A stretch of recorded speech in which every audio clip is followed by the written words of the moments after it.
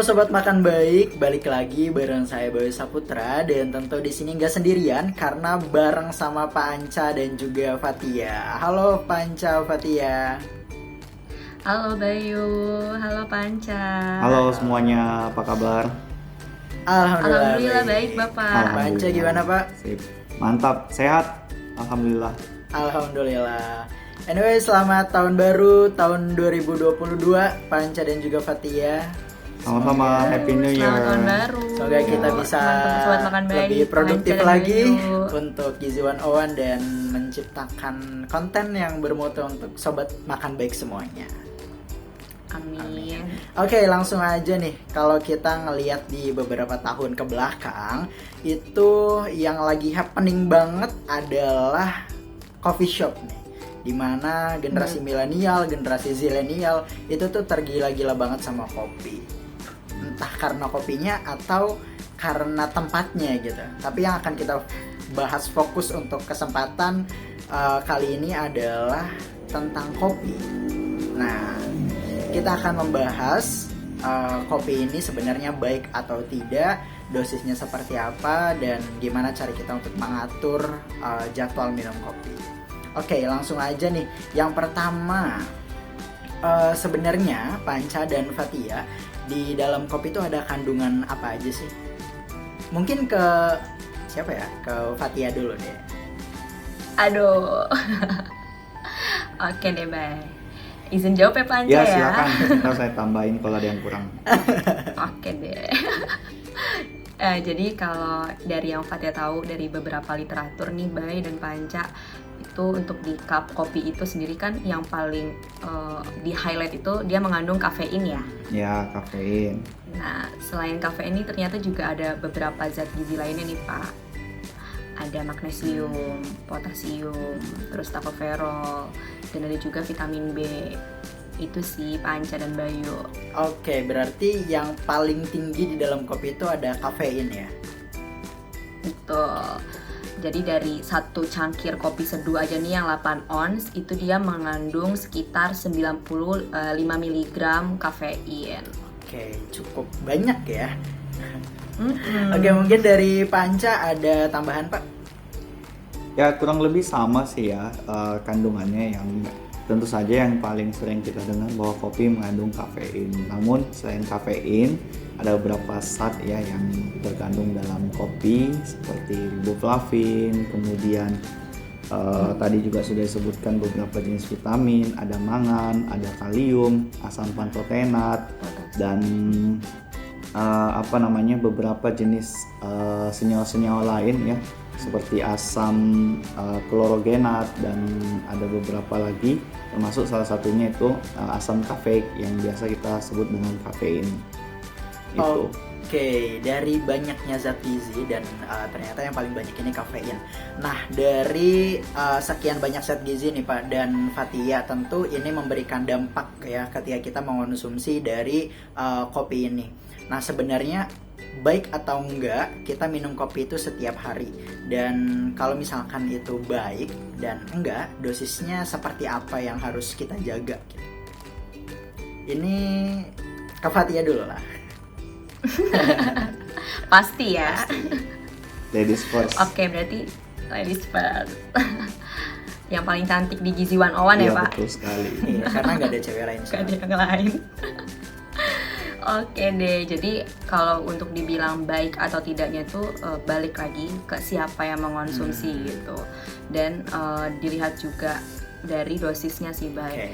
Jadi kalau dari yang sudah Fatia baca di beberapa literatur, itu dari kopi itu sendiri kafein ya khususnya, dia tuh memiliki kelebihan dan kelemahannya gitu. Jadi untuk kelebihannya itu bisa mencegah diabetes mellitus tipe 2, terus mencegah penyakit Parkinson, terus mencegah juga terjadinya kanker kolorektal gitu. Tapi untuk kelemahannya itu kan bisa, mungkin kita sering dengar juga ya, kebanyakan minum kopi nanti denyut jantungnya itu meningkat. Dan itu benar, itu dari kafeinnya, menaikkan tekanan darah, mempercepat denyut nadi tadi ya, terus meningkatkan tingkat metabolisme juga. Jadi mau baik atau buruknya itu tergantung dari seberapa banyak kita minum. Nah kalau dari yang Fatia baca tuh beberapa literatur itu dari American Heart Association itu dia menganjurkan untuk konsumsi kopi itu untuk orang sehat ya. Ini maksimal itu 3 sampai 5 cangkir sehari. Itu jadi sekitar untuk satu cangkir itu sendiri 95 miligram kafein. Jadi maksimalnya itu memang sekitar 3 sampai 5 cangkir sehari. Nah, ini pure kopi. Jadi nggak pakai susu, gula, terus yang kayak di coffee shop gitu kan ya, whipped cream dan semacamnya. Jadi memang benar-benar pure kopi nih, Bay. Tapi sebenarnya itu semua tuh balik lagi ke bagaimana cara disangrainya, pengolahan kopi itu kan pasti membuat beda ya ke kandungan kafeinnya. Jadi sebenarnya dari satu cangkir kopi itu mengandung 95 mg kafein itu nggak baku gitu. Jadi belum tentu di tempat yang A memang dia 95 mg kafein, tapi di tempat yang B itu sama. Seperti itu, Bayu. Oke, berarti apa ya, penilaian antara baik dampaknya dan buruk dampaknya itu subjektif banget ya, Pak ya, Pak ya. Kok jadi Pak? Ya betul, Pak betul, Fatih ya. betul sekali. Oke, langsung ke Panca. Mungkin ada yang mau ditambahin, Pak? Saya rasa sudah banyak sekali ya yang disampaikan oleh Fatia tadi, dan itu semuanya benar dan termasuk rekomendasi yang dianjurkan. Ya normal sih ya 2 cangkir cukup lah ya dalam sehari. Kalau 2 cangkir itu sudah dapat memenuhi yang minimum 1/4 dari kebutuhan harian dari, misalnya tadi kita menyebutkan bahwa kopi ada riboflavin, ada kafein dan yang lain gitu. Dan itu setidaknya itu batas normal yang bisa kita konsumsi. Dan tentu saja segala sesuatu itu kan tidak boleh lebih, tidak boleh kurang. Apabila berlebih pasti ada efeknya. Dan dari tadi yang sudah disampaikan oleh Fatia, manfaat-manfaat kopi itu yaitu dikonsumsi dengan wajar, dengan sesuai dengan kebutuhan kita sehari-hari dan sesuai dengan kondisi tubuh kita di saat-saat tertentu. Bahkan ada beberapa artikel juga yang menyarankan bahwa waktu-waktu terbaik dalam konsumsi kopi, misalnya tidak di pagi hari, bukan di saat hormon kortisol kita yang sedang tinggi-tingginya gitu kan. Biasanya sih ya biasa orang sebut coffee break gitu ya di pukul 9, 10 atau di antara pukul 15, 16. Nah, itu mungkin waktu-waktu yang cocok ya konsumsi kopi. Untuk mengkonsumsi kopi. Ya, dan selain tadi yang disebutkan Fatia, manfaatnya juga kopi itu antiinflamasi, jadi sumber antioksidan juga ya, karena ada riboflavin ya, termasuk kafein juga.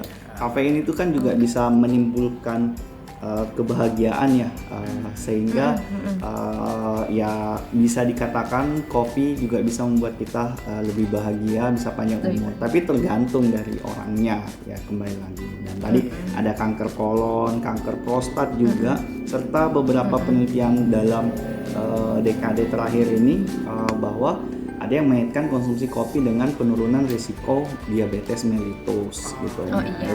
Itu juga merupakan bagian dari manfaat konsumsi kopi. Dan yang digarisbawahi ini adalah konsumsi kopi, bukan kopi susu, apalagi kopi dengan kental manis seperti itu ya.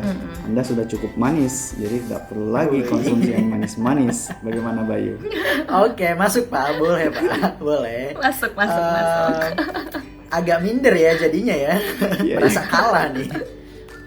Jadi tadi yang sudah disampaikan oleh Fatia juga bahwa ketika Anda merasa detak jantung Anda meningkat, itu bukan berarti ketika Anda senang dan bersama dengan dia, tapi mungkin karena Anda efek kafein. Ya, tinggi kafein setelah minum kopi. Oke, jadi memang segala sesuatu itu harus sewajarnya, harus dalam batas normal, termasuk minum kopi dan mencintai. Oke. Betul sekali, luar biasa. Aduh, luar biasa Bayu ya, semakin Pak. mendekati lulus ini semakin banyak kata-kata mutiara ya. Dari Bayu ya, Pak. Iya.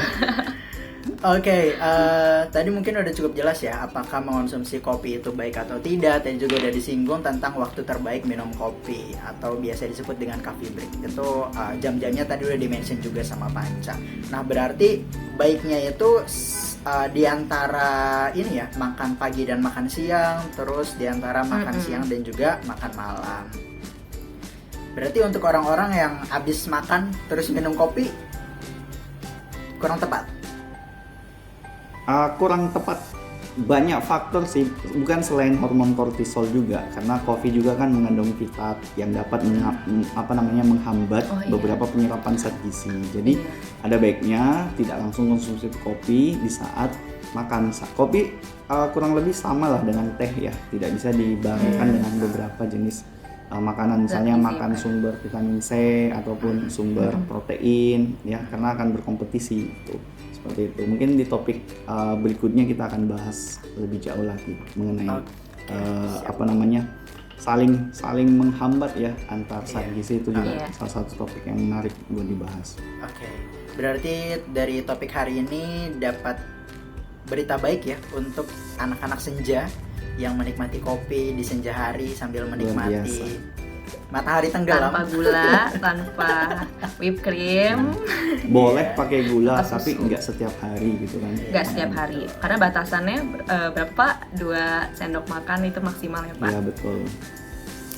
Oke, karena sudah cukup lengkap dan tadi sudah di-mention juga terakhir bahwa tadi yang sudah kita jelaskan adalah kopi yang benar-benar kopi, tidak dicampur dengan gula, krim, susu, dan lain sebagainya. Oke, mungkin itu saja untuk episode kali ini. Terima kasih untuk Fathia dan juga Panca atas penjelasannya. Dan untuk Sobat Makan Baik semua, jangan lupa untuk like, comment, and subscribe. Dan kalau misalkan ada pertanyaan, boleh banget langsung chat di kolom komentar atau DM di Instagramnya Gizi101. Oke, sekali lagi terima kasih Fathia dan Panca. Semoga sehat terima selalu. kasih. Terima kasih Bayu dan Panca. Dan sampai jumpa lagi. Sampai jumpa di episode selanjutnya. Dadah.